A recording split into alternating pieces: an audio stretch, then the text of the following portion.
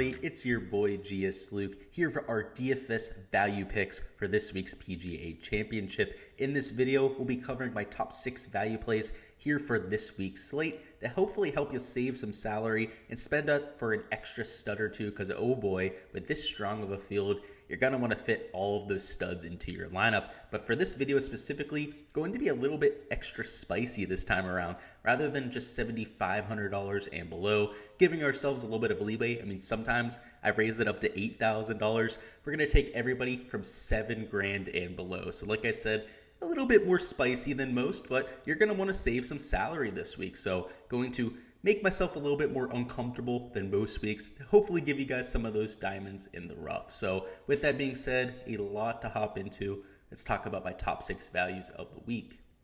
Alrighty, and while the 6K range can usually be a little bit daunting for us in DFS, anytime we have these major championship level fields, it's a lot easier to pick through. We have guys that are actually pretty solid players, people that are even coming in with relatively solid form, especially since the pricing came out before last week's Byron Nelson even started. So a lot of these guys that shined last week, that really separated themselves from the field, going to be a little bit underpriced. So you'll see there's a few players in this player pool that did that exact sort of thing, but of course, quite a few that didn't even play in that field. So let's go ahead and start at the top with Harold Werner III at $7,000. He comes in at number 11 in my total model ranking, which at number 56 in pricing, you're of course getting a lot of inherent value right there. But more than anything, the shots gained for HV3 are unbelievable. I mean, the guy's really taken his game to the next level. First off, gaining across all 4 categories, and if you've already seen the Core Picks video, you know how much I'm hammering down on these well-rounded players. It is going to be brutal out there. I mean, it's already a difficult golf course with relatively small greens, extremely hard to putt greens. Now you're going to have a lot of wind in play. I mean, 15 to 20 miles an hour of sustained winds expected for Thursday and Friday, with gusts into the 30, maybe even 35 mile an hour range. So they're certainly going to have to run the greens slower than usual because of these winds, but you're going to see these players missing a ton of greens. So whether you're a 6K play, a 7, somebody at that stud tier range, I need you to have a short game. And for HV3, you can see he's been gaining in the short game categories over his last 24 measured rounds. If we zoom out to his last 50 measured rounds, while he's not quite as strong of a play, you can still see he's playing some solid golf, gaining around the green, gaining with the short game. Now the off the tee play, not quite as stout as what we've seen over these last 24 measured rounds, but this isn't a golf course where you're going to make your hay with the off the tee play. It's more than anything is a golf course where you have to have it in all 4 categories. We know that he's a slight gainer off the tee at the very least, so like I said, he's not prolific in that category, but is more than serviceable. And we've seen HV3 in contention at majors before. Now,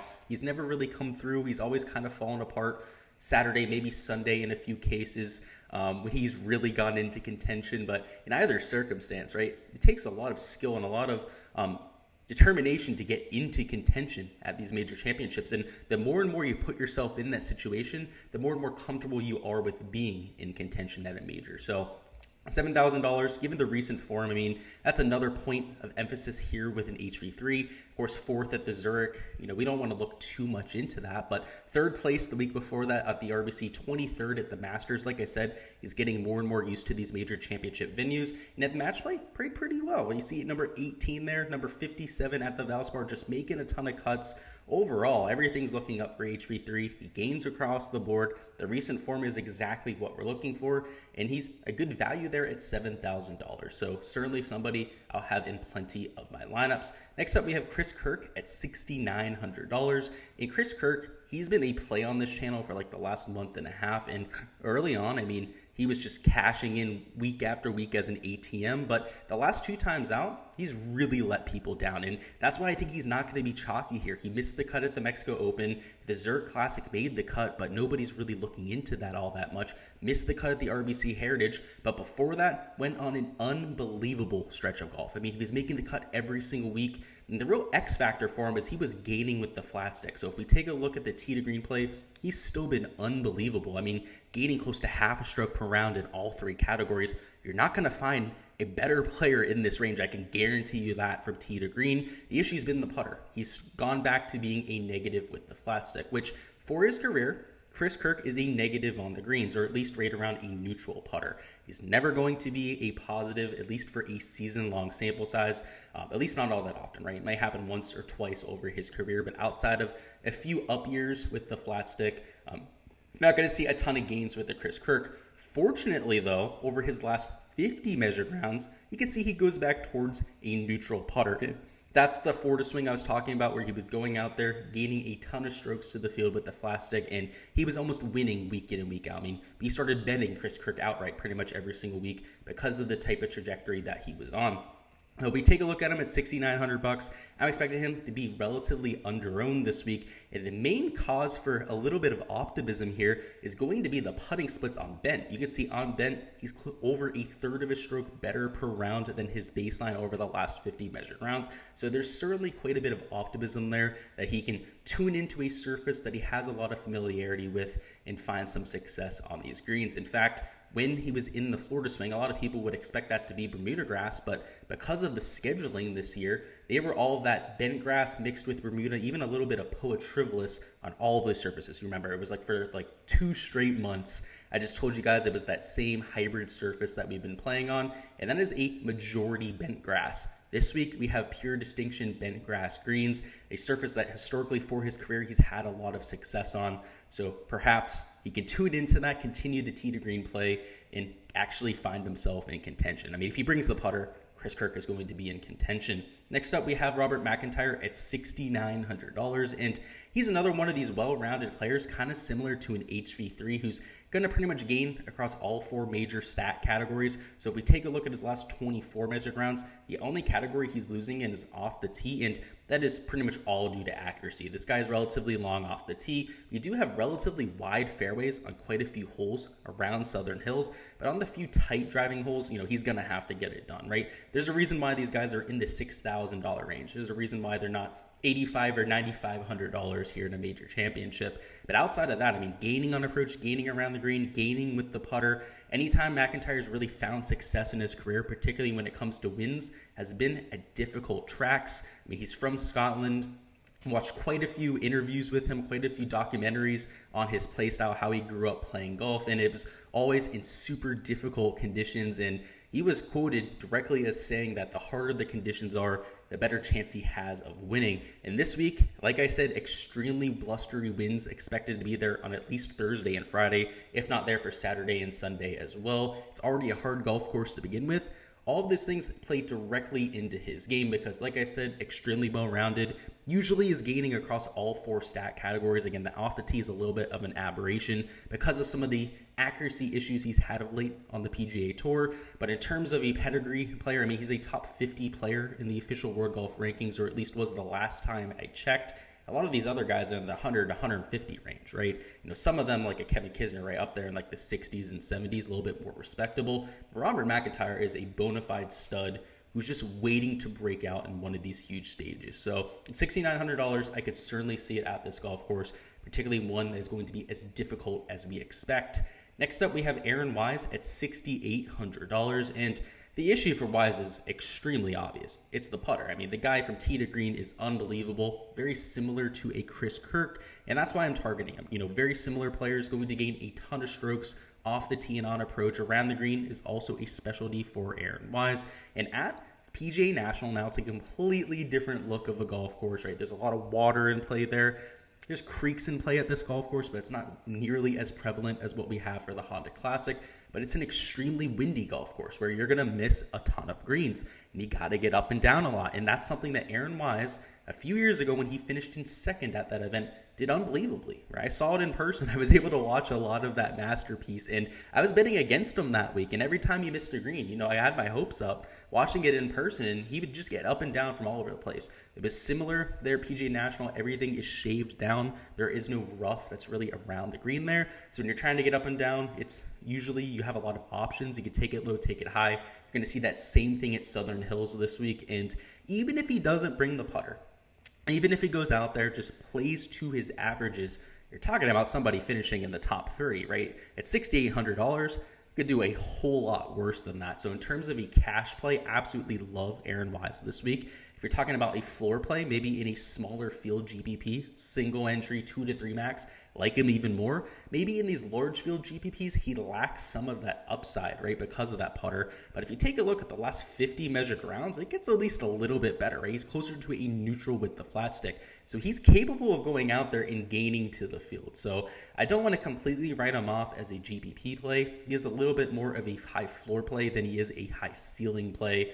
But much like a Chris Kirk, who I think Chris Kirk has a little bit of a better chance of going out there and turning around his fortunes. But Erin Wise certainly has the pop putter from time to time and has been better on bent grass for his career than he's been over his last 50 measured rounds. So could see a little bit of improvement there. Same thing with Mcintyre now. Mcintyre, the reason why I didn't hammer down on it, it is over a half a stroke difference with what he puts on bent versus other surfaces. It's a relatively small sample size, right? He's not playing on the PGA Tour. We don't have a full season of data on Mcintyre. It's just when he plays these spot events like a WGC Major Championship, or the few times he does come over and play on the PGA Tour, we do get a look at Robert Mcintyre. So I don't know how much we can look into that. Just I believe it's less than 24 measured rounds from there. Next up, we have Matt Jones at $6,600, and this guy is a bent grass specialist. Anytime we get him on pure distinction bent grass, just these velvety, extremely fast greens, particularly for major championships, that really plays into Matt Jones's game, particularly when you consider that he's an around the green specialist. So if we take a look at the last 24 measured rounds, you'll see exactly what I'm talking about. He's $6,600. There he is. He's gaining over half a stroke per round around the green. He's gaining on approach, and he's gaining off the tee. So from tee to green is getting the job done. The putter is what has eluded him. And like I said, he is a bent grass specialist. He hasn't been able to putt on bent grass for quite some time. And now that he gets to go back to that familiar surface where he's really made his hay over his career, could really see him go out there and pop this week. I mean, even if he's just a neutral to the field with the putter, you're talking about somebody likely finishing in the top 25, which at $6,600 could be close to being optimal in GPPs this week. Now, if we take a look at the last 50 measured rounds, like zoom out a little bit, it kind of falls apart. You know, after his really solid performance at the Tournament of Champions, kind of fell apart a little bit, but still gaining around the green, still gaining off the tee, which is the two most important categories this week. Approach, right around a neutral, which isn't ideal, but of late has been better, right? That's why he's gaining 1,200ths of a stroke per round to the field. So I like his upside here. He's not the safest play because the approach play can certainly come and go for Matt Jones. He's an extremely streaky player, but when you get the positive end of that streakiness, the positive end of that volatility per se, you end up having a really solid week, and he finishes in the top 5. I mean, just take a look at the recent form. Obviously had the top 5 at the Tournament of Champions. We take a look at a little bit more recently than that. He had a really solid finish at the Texas Open. You can see his second place finish. Made the cut at Mexico, missed the cut at Wells Fargo, right? Kind of his thing, right? He's either going to finish up there in the top 10 or hardly make the cut or miss the cut. And at $6,600 in a GPP type of format, those are the type of plays I love, right? You want to have that top end volatility. So even more so than in Erin Wise, he's the type of play I'm looking at in these, milli maker type of contests per se, or especially, the $5 GPP with a 50K to first. And now lastly, the last guy I want to talk about is completely mispriced, and I hate the guy. I'm not a big Adam Hadwin fan. You guys know this. I fade him pretty much any time I can. But it's hard to fade the guy when he makes perfect sense at $6,300. He's a great bent grass putter. I mean, the shots gain metrics, even with a few bad missed cuts of late. So if we go down here to $6,300, you see missed cut at Byron Nelson, missed cut at the Zurich, which again, we can kind of give him a pass for. It was a team event. But 26th there, 4th at Valero, 7th at Valspar, right? It's really easy to remember why we loved this guy. Now he's extremely cheap. In fact, way too cheap. Like I said, a complete misprice by the field here. And look at the shots gain metrics. Still gaining from tee to green, right? Off the tee, that's about what we'd expect from an Adam Hadwin. He's a little bit more accurate than long, which is what I prefer this week. Approach around the green, gaining significantly, close to half a stroke per round, and right around neutral with the putter. Now, the X factor here is on bent grass, this guy loves to putt. He gains well over 3/4 of a stroke per round, because if you take a look at his 50-round baseline here, you can see he's gaining a little bit to the field, right? He gains 0.51 strokes more than that per round on bent grass. So you can see a ton of regression there. He's still gaining in all the tee to green categories. And because he's missed the cut in 2 straight events, I expect people to hate him at this point. No one wants to play Adam Hadwin. I faded him both times. Obviously, I'm on the opposite end of that spectrum. I'm a little bit more likely to go out and play him, but I'm expecting a huge performance here. I mean, just even a top 25 finish at $6,300 is going to be enough in GPPs, unless one of these guys goes out there and finishes in the top 5. which I highly doubt this week in this type of field. So I like his upside there in cash contests, or especially for single entries or 2 to 3 maxes. I think he's almost a must play. That's all I've got for the value picks. Before you hop on out of here, go ahead and let me know down in the comments what your favorite value is. Make sure they're priced $7,000 and below. And go ahead and let me know a little bit of a nugget why you think so, right? So don't just put like Adam Hadwin down below. Let me know why you think they're going to do so. But love to hear from you guys. Make sure you go ahead and do that. As per usual, we'll have even more content dropping throughout the week. A prize picks video dropping sometime here this afternoon. A weekly DFS live stream that'll be tomorrow night at 7 p.m. Eastern time. Also, we're going to have a prize pick stream that'll be on the prize picks Discord. So a little bit of a special event that I'm running because we have a major championship. I am an ambassador for prize picks over there. So I do a lot of work with them on their Discord, managing the community, that sort of thing. And we're trying to cook something up tomorrow for the first round. So keep an eye out for that. Should be sometime tomorrow afternoon. But as always, I appreciate your support here a ton, guys. If you haven't already smashed the like button, first off, make sure you go ahead and do that. And also, if you haven't subscribed to the channel, first off, highly recommend you do that. That way you don't miss any of the content to come when it drops. Of course, we don't just cover the major championships, we're covering every single PGA Tour event. So if you're looking to get more into the tour, just learn more about golf or into golf betting or DFS specifically, make sure you leave that subscribe button there and you'll learn along the way. Best of luck with all of your lineups for this week, guys, and let's get this cash.